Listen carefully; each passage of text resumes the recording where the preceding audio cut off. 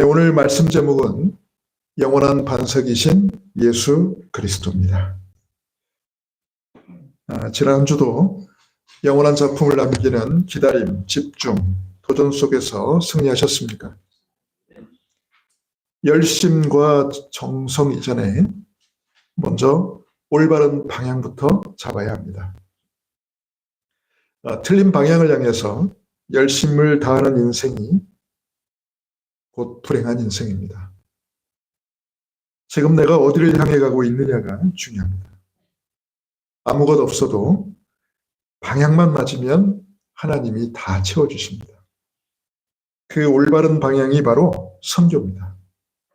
미래교회, 문화, 다민족 선교를 구체적으로 실천하면서 선교가 저와 여러분의 삶 자체가 될 수 있도록 지금부터 작은 변화를 만들어 나갈 수 있기를 주님의 이름으로 축원합니다.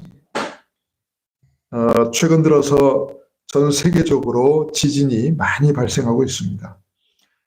가까운 일본에서부터 저 멀리 있는 남태평양의 작은 섬나라에 이르기까지 전 세계의 지각판들이 크게 요동을 치고 있습니다.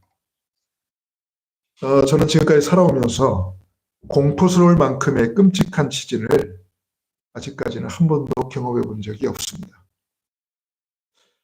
그러나 이런 지진의 참상을 담은 영상들을 보면 내가 그 자리에 없었다는 것이 천만다행으로 여겨질 만큼 참혹함 그 자체였습니다.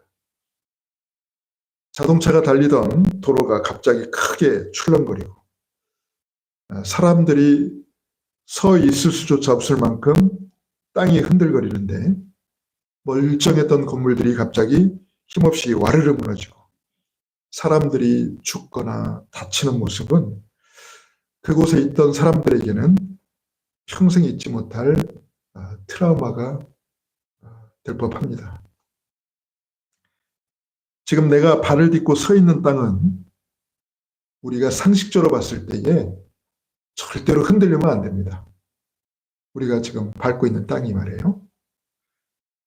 그리고 땅이 안전하다고 여기기 때문에 그 위에다가 집도 지을 수 있고 하늘을 가릴 만큼 높은 건물을 지을 수도 있고 또 자동차와 사람들이 지나다니는 길도 만들 수 있는 겁니다. 땅이 안전하다고 여겨지니까요. 땅이 불안하다고 여겨지면 누가 거기다가 집을 짓고 빌딩을 세우고 도로를 만들겠습니까? 안전하다고 여겨지니까.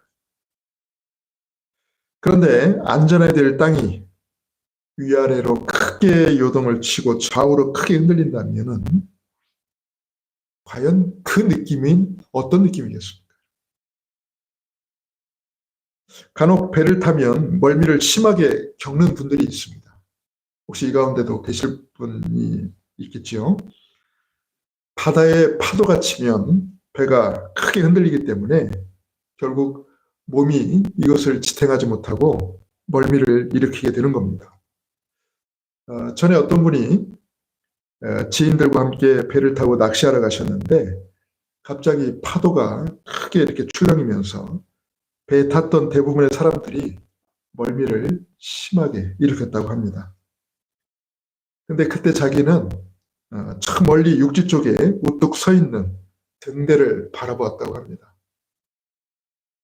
비록 자신은 파도가 출렁이고 있는 배에 타고 있지만은 저 멀리 흔들리지 않고 우뚝 서 있는 등대를 바라보았을 때 안정감이 생기고 그것 때문에 모두가 멀미로 힘들어할 때 자신만은 전혀 멀미를 하지 않고 편안하게 돌아올 수 있었다고 합니다. 우리가 흔들리는 것은 비단 지진 때문만은 아닙니다. 인생을 살아가다 보면 흔들리고 넘어지는 일들이 비일비재합니다. 뜻하지 않는 문제와 사건들 앞에서 우리는 크게 흔들리고 넘어집니다. 특히 가장 믿었던 사람들에게 크게 실망했을 때 그 혼란스러움과 충격은 이루 말할 수가 없죠. 또 가장 가장 소중하게 여기던 사람이나 물건들을 잃었을 때, 그 낙심과 절망감은 그 무엇으로도 채우기가 어려울 겁니다. 그렇게 흔들리고 넘어지는 인생들의 탄식 소리, 울부짖는 소리가 지금 세상에 가득합니다. 지금 나는 어디에 서 있을까요? 지금 내가 서 있는 곳은 과연 안전할까요? 나를 흔들리게 하고 넘어지게 만드는 모든 것들로부터 나를 안전하게 지켜줄 수 있는 것이 과연 존재할까요? 예수 그리스도는 나를 흔들리게 하고 넘어지게 하는 모든 것들로부터 나를 안전하게 지켜주는 영원한 반석이십니다. 세상의 모든 것들은 나를 안전하게 지탱해 줄 것처럼 보이지만 수많은 문제와 사건들 속에서 결국은 나를 흔들리게 하고 넘어지게 만듭니다. 영원한 반석이신 예수 그리스도 외에는 그 어떤 것도 나를 넘어지지 않도록 지탱해 줄 수 있는 것은 없습니다.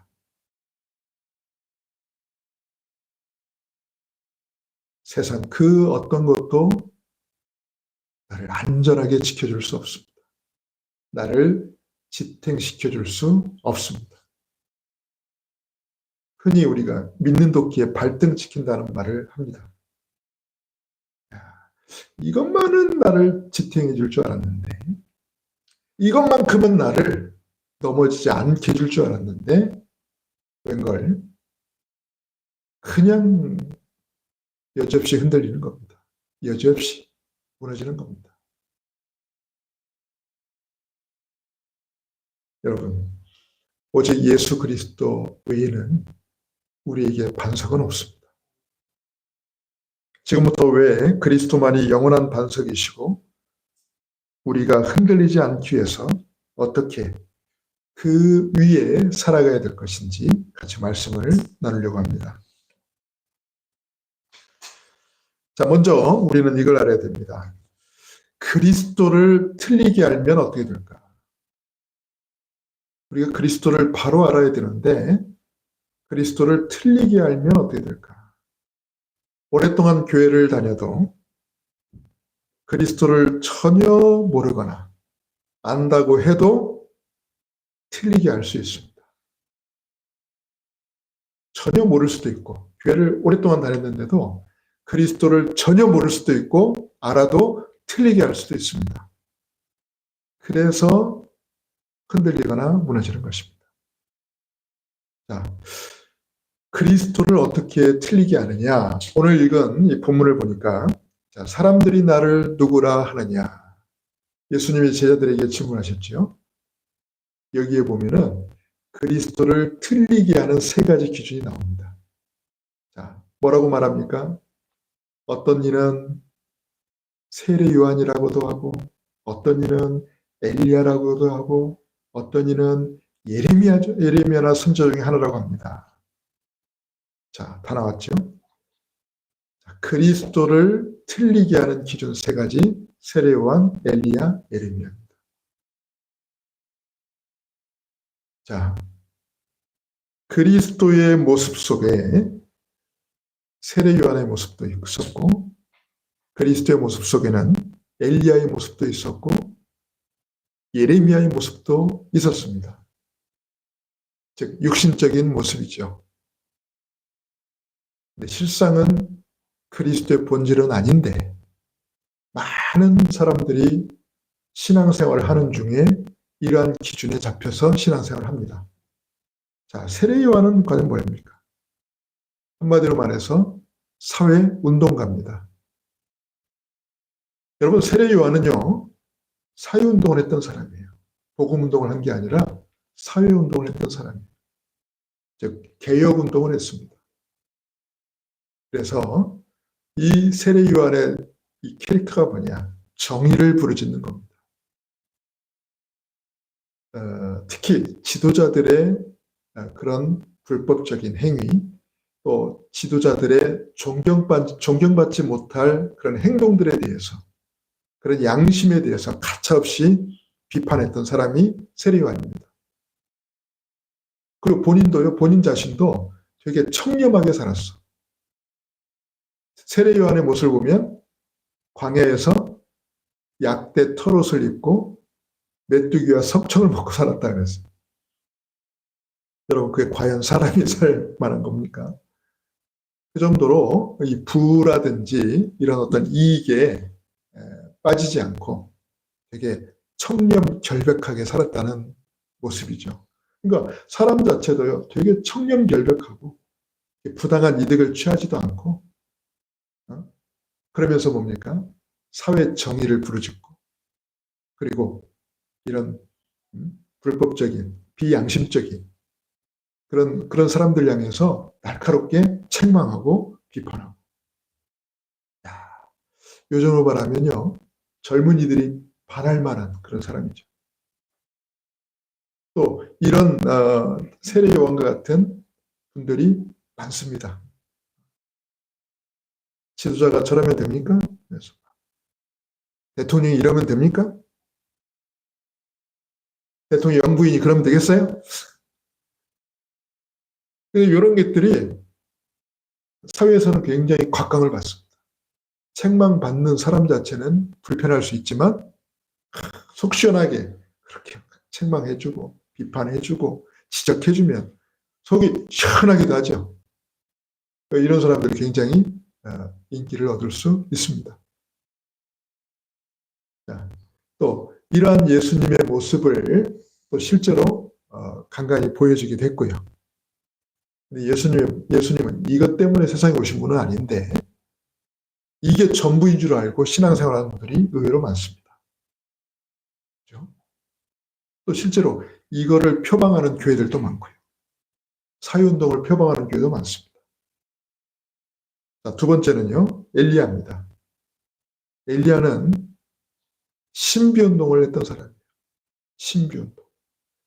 여러분, 신앙생활에서 사실은 신비가 있을까요, 없을까요? 있지요, 당연히.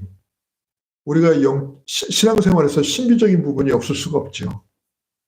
그리고 은사운동을 했던 게 바로 엘리야입니다. 은사라는 거 알죠, 여러분? 남에게 없는 나에게 있는 특별한 능력입니다. 그래서 예언하는 은사. 사람을 딱 보면 이 사람의 과거가 보이고 이 사람의 미래가 보이는 거예요.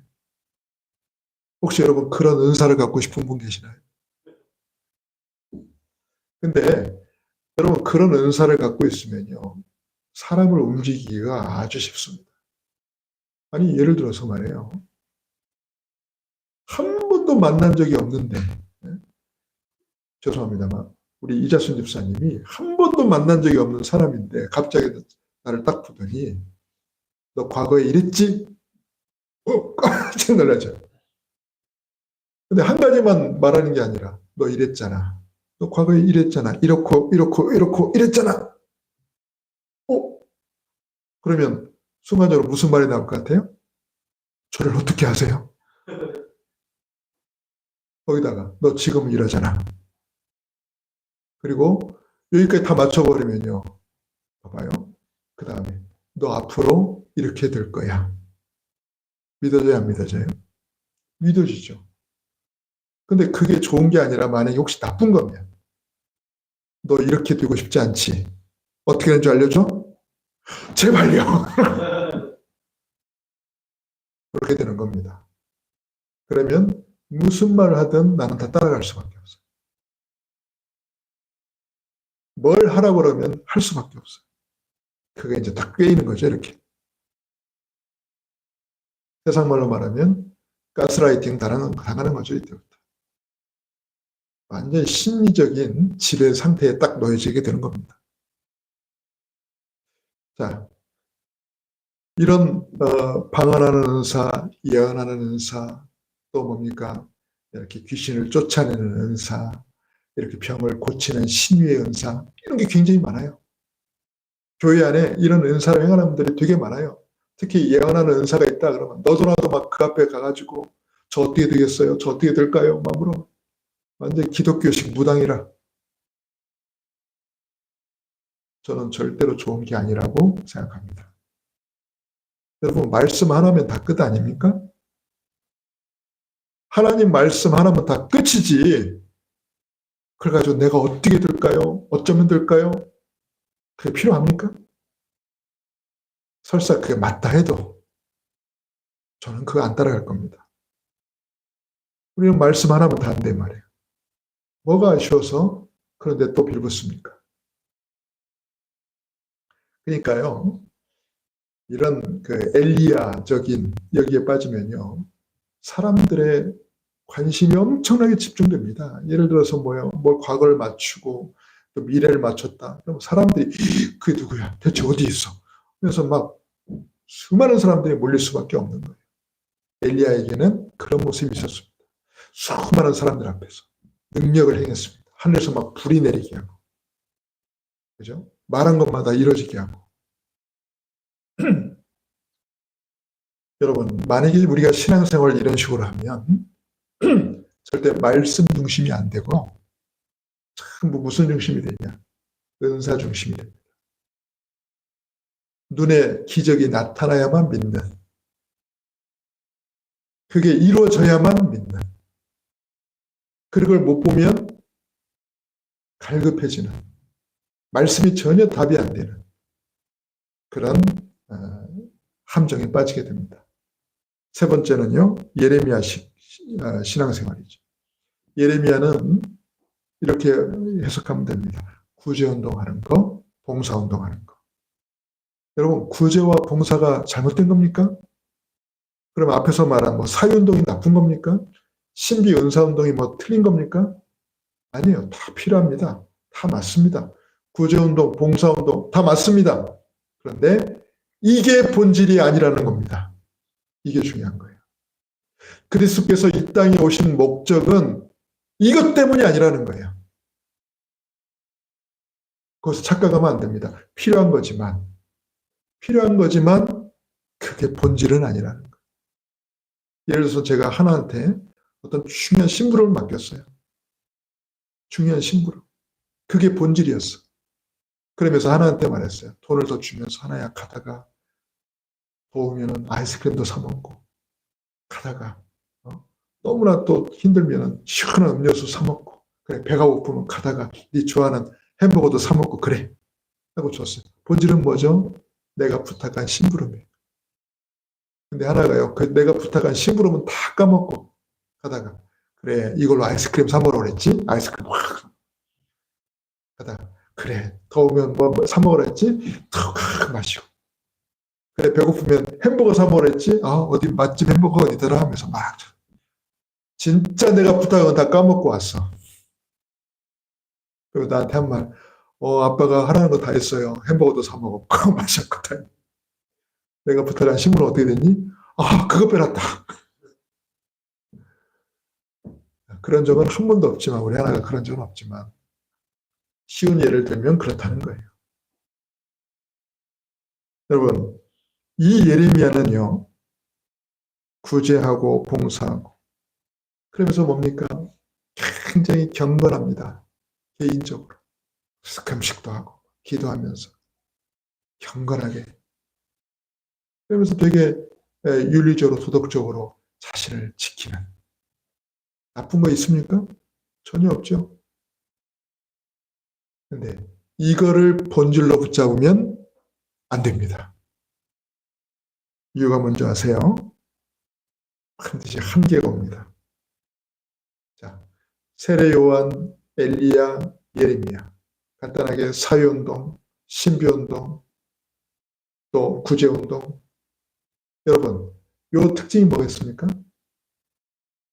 전부 육신적 기준에만 머물러 있다는 겁니다. 즉, 영적 사실을 전혀 모르고 눈에 보이는 오직 육신적인 것에만 국한되어 있다는 게 한계입니다. 여러분, 아무리 사회운동하고 아무리 신비운동하고 아무리 구제운동한다 해서 영적 문제가 해결됩니까? 안 됩니까? 세상에 필요한 거지만 이것 때문에 사단이 꺾입니까? 이것 때문에 우리에게 많은 문제와 어려움과 위기를 가져다주는 이 흑암이 꺾이냐고요? 절대 꺾이지 않습니다. 그렇죠? 그리고요, 여기에 딱 묶이면 어떻게 되는지 압니까? 자꾸 높은 기준의 강요를 당합니다. 자꾸 기준을 높이게 돼요. 높은 기준. 왜냐하면 그대로 안 살면 안 되니까. 그러니까 자기에게 또 남에게 자꾸 높은 기준을 요구하게 됩니다. 그러면 10번 중에 말해요. 9번까지는 잘했어. 근데 딱 한 번 잘못했어. 그럼 어떻게 되는 거예요? 다 무효가 되는 거예요. 높은 기준을 강요하다 보니까. 그래서 어떻게 되죠? 결국은 탈진합니다. 그래서 결국은 또 무너집니다. 기준이 육신에만 국한되어 있기 때문에 그래요. 더 중요한 거, 영적 문제가 전혀 해결되지 않는다는 겁니다. 만약 여러분 이렇게 평생 우리가 신앙생활한다. 어떻게 될 것 같아요? 하면 할수록 신앙생활이 고되고 지쳐요. 결국 탈진해요. 필요한 거지만 이게 기준이 됐을 때에 우리는 한계에 딱 부딪힐 수밖에 없습니다. 자, 그러면 여러분, 그리스도를 제대로 알면 어떻게 될까요? 자, 앞서서는 그리스도를 틀리게 알면 어떻게 되는가였어요. 그죠? 그래서 그 잘못된 세 가지 기준을 말했죠. 그리고 거기에 딱 붙잡히게 되면 결국은 한계가 온다 그랬잖아요. 자, 그러면 그리스도를 제대로 알게 되면 어떻게 될까요? 자, 예수님께서 제자들에게 물으셨습니다. 처음에는 사람들이 나를 누구라 하느냐 물으셨고, 두 번째, 그러면 너희는 나를 누구라 하느냐 물으셨어요. 그때 시몬 베드로가 이렇게 대답했습니다. 마태복음 16장 16절에 뭐라고 했다고요? 주는 그리스도시요 살아계신 하나님의 아들이십니다. 아멘. 우리의 영원한 신앙 고백이죠. 저는요, 이 고백을 한 수만 번 했을 것 같아요. 근데 늘 이 고백을 하면 할수록 늘 새롭습니다. 늘 새로워요. 그런 차원에서 우리 다 같이 한번 해볼까요? 예수님은 그리스도시요 살아계신 하나님의 아들이십니다. 한 번 더요. 예수님은 그리스도시요 살아계신 하나님의 아들이십니다. 아멘. 마치 처음 하는 고백처럼 저 여러분이 이 고백할 때마다 항상 설레일 수 있기를 주님의 이름으로 축원합니다. 예수님이 그리스도다 이 말은 뭡니까? 하나님 떠난 우리 인생의 근본 문제를 해결하신 분이다. 우리 인생의 근본 문제가 뭐죠? 하나님을 떠난 문제입니다. 하나님과 함께 있어야 될 우리 인간이 마귀에게 속아서 하나님을 떠난 겁니다.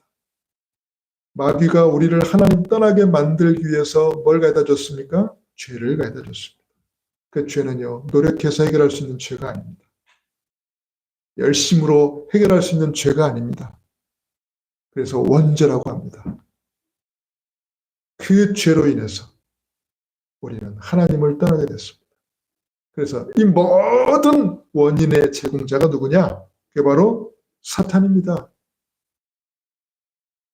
이 영적 존재를 절대 이길 수가 없는 거예요. 사람의 힘으로. 아까 말한 사유운동으로, 아까 말한 신비운동으로, 구제운동으로 절대 이 영적 존재를 이길 수가 없는 거예요. 그래서 그리스도께서 오신 겁니다. 그리스도께서 참 선자로 오셔서 하나님 떠난 우리에게 하나님 만나는 참 길이 되신 겁니다. 그리스도께서 오셔서 우리 힘으로 절대 해결할 수 없는 원죄를 완전히 해결하신 참 제사장이 되신 겁니다. 그리스도께서 오셔서 우리가 절대 꺾을 수 없는 눈에 보이지 않는 이 악한 영적 존재, 이 마귀를 완전히 깨뜨리시고 승리하신 참 왕이 되신 겁니다. 참 선지자, 참 제사장, 참 왕. 요 세 직분을 합친 것이 그리스도입니다. 이 그리스도로 오신 분이 누구다? 예수님이십니다. 아멘입니까? 우리가 예수님을 제대로 아는 게 뭐냐? 그분을 그리스도로 인정하는 겁니다. 예수님은 착한 분이 아니고 예수님은 세례요한처럼 사회운동하신 분이 아니고 엘리야처럼 신비운동하신 분이 아니라, 물론 예수님의 모습 속에 신비가 없었던 건 아니죠. 많죠. 죽은 자도 일으키시고 풍랑을 잔잔케 하시고, 그죠? 귀신도 쫓아내고. 그러나 예수님이 이 땅에 오신 가장 근본 목적과 이유는 뭐냐? 그리스도의 일을 하시기 위해서 오신 겁니다. 아멘입니까? 다 알아도 예수님이 그리스도라는 사실만 놓쳤다. 얼마나 억울한 겁니까? 평생 신앙생활을 했는데 한 번도 교회를 떠나지 않았는데 예수님이 그리스도라는 사실만 몰랐다? 여러분, 이것만큼 세상에 억울한 일이 어딨어요? 이것만큼 비참한 게 어딨어요?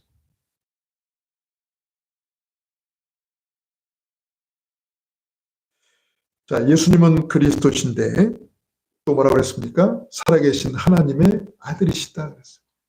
즉 예수님이 누구다? 하나님이시다 이 말이에요. 여러분, 예수님께서 하나님이신 증거가 뭐냐? 천혜무에서 태어나신 거 사실이에요. 즉 동정녀 탄생입니다. 왜 천혜무에서 태어나셔야 되죠? 죄 없는 몸으로 오셔야 되니까. 아담의 후손이 아니셔야 되니까. 그래서 천혜무에서 태어나셨습니다. 아담의 후손이 아닌, 인류 역사에 전에도 없었고 이후에도 없는 단 한 분, 유일한 분으로 오신 겁니다. 그리고 요한복음 1장 1절에 보니까 태초에 말씀이 계시니라. 이 말씀이 하나님과 함께 계셨으니 이 말씀이 곧 하나님이시니라. 말씀이 육신이 되어 우리 가운데 거하시며. 여러분, 이게 뭐죠? 성육신이에요. 성육신. 눈에 보이지 않는 하나님이 눈에 보이는 사람의 몸으로 이 땅에 오신 겁니다. 이게 성육신입니다. 그리고 예수님의 하나님이신 증거로 3일 만에 다시 부활하셨습니다. 아멘. 자, 그래서 예수님은 그리스도시요 살아계신 하나님의 아들이십니다. 여러분, 이 고백을 진실하게 여러분 순간순간 할 수 있기를 주님 이름으로 축원합니다. 모든 순간마다 진실하게. 자, 그때 예수님께서 이 고백을 한 베드로에게 이 축복을 말씀하셨습니다. 근데 이건 베드로에게만 해당되는 것이 아니라 예수님을 그리스도로 고백하는 모든 하나님 백성들에게 똑같이 약속하신 축복입니다. 마태복음 16장 18절에 뭐라고 합니까? 또 내가 네게 이르노니 너는 베드로라. 좀 전에 원래 베드로는 베드로의 이름이 본명이 아닙니다. 바요나 시모나 그랬어요. 바라는 말이 뭡니까? 이게 아들이란 뜻이에요. 아람어로. 요나의 아들 시모나 이 말이거든요. 근데 구약의 요나가 신약에 넘어와서, 즉 히브리어 요나가 헬라어로 넘어오면서 요한이 되었습니다. 그죠? 그래서 요한복음에 보면 요한의 아들 시모나, 베드로를 향해서도 그렇게 말하죠. 같은 말이에요. 바요나, 요나의 아들 시모나. 자, 베드로의 본명이 시몬입니다. 시몬. 영어로 사이몬이죠. 사이몬. 이 시몬인데 오늘 예수님 뭐라고 했어요? 너는 베드로라. 베드로가 뭡니까? 페트라, 즉 바위라는 거예요. 바위. 큰 바위. 단단한 돌. 너는 베드로라. 즉 반석이라는 겁니다. 단단한 바위. 베드로 이름이 바뀐 거예요. 이름이 본명에서 베드로라는 새로운 이름을 얻은 겁니다. 그러면서 뭐랍니까? 너는 베드로라.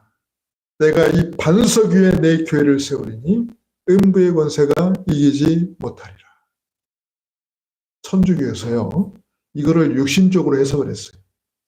즉 베드로가 반석인데 이 반석 위에다 교회를 세우면 음부의 권세가 이기지 못한다. 그래서 베드로 무덤 위에다가 성당을 지었어요. 어마어마한 성당. 베드로 무덤 위에다가. 그게 바로 로마 바티칸 시티에 있는 성 베드로 성당입니다. 그 베드로 무덤 위에 지은 성당이에요. 해마다 전 세계에서 수많은 참배객들이 거기 오죠. 뭘 보려고요? 그 빵 모자 쓴 교황 한번 보려고 이렇게 손 한번 창문 열고 손 한번 흔들어주는 그 교황 보려고. 여러분, 그럼 과연 그게 육신적으로 베드로 위에다가 교회를 세우면 음부의 권세가 이기지 못하는 겁니까? 천만의 말씀. 여기서 말한 이 반석 위에란 뜻이 뭔지 아세요? 이 반석 위에. 즉 예수님이 그리스도라고 고백한 바로 이 믿음 위에. 맞습니까? 그 믿음입니다. 베드로가 고백했던 그 믿음. 육신적인 베드로가 아니라 예수님을 그리스도로 고백했던 그 믿음 위에 내 교회를 세우리라. 그러면 음부의 권세, 즉 마귀의 권세가 이기지 못할 것이다. 지옥의 권세가 이기지 못할 것이다. 아멘입니까? 저는요, 이 복음 깨닫고 나서 예수님이 그리스도시고 모든 문제 해결자라는 여러분 이 고백을, 그러니까 이 믿음을 딱 갖고 나서 신앙생활에 갈등이 없습니다. 저는 믿음에 대한 갈등을 그 뒤로 한 번도 겪어보지 않았어요. 내 성격적인 갈등은 있었지. 내 성격적인 것 때문에. 뭐 인간관계의 갈등은 있었지. 그런데 신앙에 대해서 나는 한 번도 의심한 적이 없습니다. 그 뒤로. 여러분, 절대 지옥의 권세가 이길 수가 없습니다. 예수님이 그리스도라는 이 믿음 위에 교회가 세워집니다. 자, 그리고 마태복음 16장 19절을 보니까 내가 천국 열쇠를 내게 주리니 내가 땅에서 무엇이든지 매면 하늘에서 매일 것이요 내가 땅에서 무엇이든지 풀면 하늘에서도 풀리리라. 이게 뭡니까? 기도 응답의 비밀입니다. 천국 열쇠. 기도 응답의 비밀. 이 말은 뭐와 똑같냐면 우리가 복음을 깨닫기 전에 막 기도 열심히 했단 말이죠. 막 산기도, 막 금식기도, 철야기도. 복음을 깨닫기 전에는요. 기도가 전부 어떤 기도냐? 달라는 기도예요. 복음 깨닫기 전에는. 그죠? 복음을 누리기 전에 우리가 하는 기도는 전부 육신적 기도입니다. 뭘 달라고, 뭘 이뤄달라고, 뭘 자꾸 달라고, 막 달란 말이야. 그냥 막 달란 말이야. 막 달란 말이야. 막 그렇게. 그렇게 기도했어요. 그러니까 누리는 기도가 안 되고 자꾸 뭔가 동기가 가득한 그런 기도를 했단 말이죠. 근데요, 복음을 딱 깨닫고 나니까 이 복음이 얼마나 중요한지 압니까? 복음을 이해하고 나니까는 기도도 바뀌는 거죠. 이제는 기도가 어떻게 바뀝니까? 누리는 기도로 바뀌어요. 내 믿음을 고백하는 기도로 바뀌어요. 그리고 내가 붙잡은 언약의 말씀을 성취시켜달라는 기도로 바뀌어요. 전에는 전부 내 육신적인 거 이뤄달라고. 이거 안 이루어질 때까지, 이거 이루어질 때까지 저 하나님 밥도 안 먹겠습니다. 하나님 협박하는 기도. 저희 이루어질 때까지 절대로 여기서 안 나갑니다. 하나님 앞에 공갈하는 기도. 아닙니다. 이제는 편안하게 누리는 기도가 되죠. 그리고 솔직히 말해서요, 생각만 해도 응답이 되죠. 어떤 거는 기도하지 않아도 나에게 응답이 옵니다. 왜? 내가 그 응답 속에, 그 흐름 속에 있다 보면. 그래서 전에 유 목사님이 이런 질문 하셨어요. 기도해야만 오는 응답이 진짜 응답이냐? 기도하지 않았는데도 오는 응답이 진짜 응답이냐? 그렇죠? 여러분, 자녀라면 구하지 않아도 받는 게 자녀 아니겠습니까? 나에게 필요한 것을 아시고 주는 거 아니겠습니까? 그게 진짜 응답이지. 승리하시길 주님의 이름으로 축원합니다. 마지막 포럼 주제 드리고 마칠게요. 나의 영원한 반석이신 예수 그리스도입니다. 여러분, 내가 절대로 흔들리지 않는 이유가 뭔지 아세요? 시편 62편 2절과 6절에 이렇게 고백합니다. 여호와는 나의 반석이시요 나의 구원이시요 나의 요새이시니 내가 절대로 흔들리지 아니하리로다. 하나님은 나의 반석이시요 나의 구원이시요 나의 요새이시니 내가 전혀 흔들리지 아니하리로다. 여러분, 제발 그렇게 될 수 있기를 주님의 이름으로 축원합니다. 반석같이 되기를. 문제만 생기고 조그만 어려움이 와도 흔들리고 심지어는 신앙의 근본까지도 막 뒤흔들리고요. 불신앙하고 심하면 교회도 떠나고 하나님도 떠나고. 그게 어떻게 반석입니까? 반석이라는 건 뭐예요? 흔들리지 않는 게 반석이에요. 진짜 반석같이 되고 싶다. 어떤 어려움이 와도 어떤 문제가 와도 들뜨지 않고 날뛰지 않고 조바심 나게 그러지 않고 그래야 반석 아닙니까? 요한복음 19장 30절을 붙잡으세요. 그리스도께서 십자가에서 돌아가실 때에 남긴 말이 뭡니까? 내가 다 이루었다. 선포하셨어요. 그리스도의 십자가 죽으심은 조금의 부족함이 없습니다. 그리스도께서 덜 이뤘기 때문에 내가 나머지 이뤄야 된다? 그런 거 없습니다. 완전한 선언이고 완전한 선포입니다. 다 끝냈다 이거예요. 다 끝냈다. 그리스도께서 다 끝내신 줄 믿습니다. 여러분, 이걸 언약으로 딱 잡는, 그래서 언약 잡는다는 게 이거예요. 내 현실은 그렇지 않은데 하나님의 말씀에는, 하나님의 언약에는 이렇게 지금 나와 있단 말이죠. 그래서 언약과 현실에는 분명히 괴리감이 있습니다. 그래서 그 괴리감을 좁히는 것이 신앙생활 아닙니까? 현실을 보면 언약과 안 맞아. 그럼 현실이 안 맞는 겁니까? 언약이 안 맞는 겁니까? 언약대로 될 줄 믿습니다. 그게 신앙생활이에요. 그게 신앙생활이에요.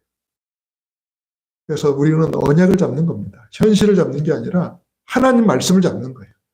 그 언약을 잡고 가는 거예요.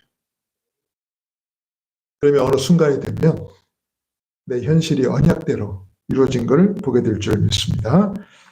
말씀을 정리하겠습니다. 반석은 뭐냐? 절대 흔들리지 않는 것입니다. 내가 그 위에 서 있어야만은 세상 모든 것들이 흔들릴 때 나는 흔들리지 않는 겁니다. 다 불신앙에 빠지고 다 시험 들고 다 넘어진다 할지라도 나는 완전한 영원한 반석에 서 있으면 나는 안전한 거예요. 예수 그리스도는 나의 영원한 반석이십니다. 영원한 반석이신 예수 그리스도, 그 위에 서 있는 저와 여러분의 삶은 가장 안전한 줄 믿습니다. 흔들리고 넘어지는 이 시대와 세상 속에서 영원한 반석이신 예수 그리스도를 통해 항상 승리하시길 주님의 이름으로 축원합니다. 기도하겠습니다. 고마우신 아버지 하나님, 은혜를 감사드립니다. 나의 영원한 반석이신 예수 그리스도, 그 믿음 위에서 흔들리지 않게 하시고 넘어지지 않게 하시고 흔들리는 이 시대와 현장 속에 반석 되신 그리스도를 증거하는 참 전도자로 서게 하여 주옵소서. 우리 주 예수님의 이름으로 감사하며 기도하옵나이다. 아멘. 말씀 생활